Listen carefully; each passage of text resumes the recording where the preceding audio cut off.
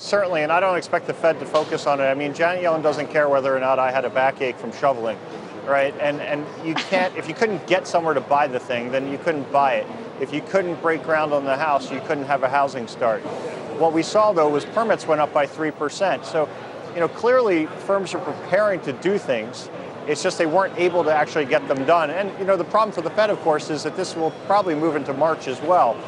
So a lot of the data we're going to get for Q1 is going to be all weather messed up. And they're going to have to look past that. And I think they will, in the same way that they're going to combine the dollar and oil impacts and look past both of those.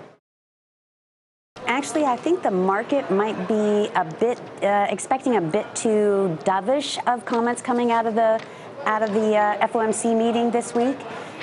We believe that the dollar won't be addressed in the statement. It will likely be part of the Q&A as expected, but we believe they're going to downplay the dollar strength, given, of course, some of the relief from oil. And also, at the end of the day, the dollar is the Treasury's responsibility, not the Fed.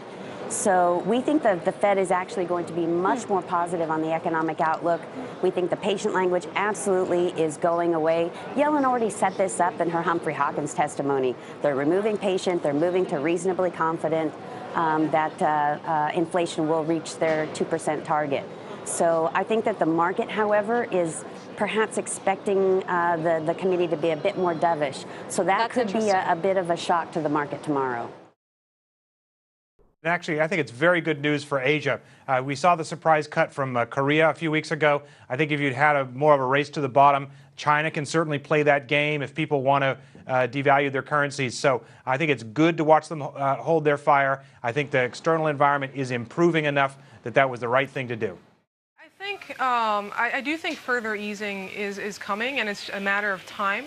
I think the key, though, is whether other measures of inflation expectations start to react to the actual decline in prices. It's not so much the decline in headline CPI that's bothering or keeping the BOJ up at night. It's whether private sector inflation expectations get dragged down with it. And here, I think the key issue is going to be household inflation expectations.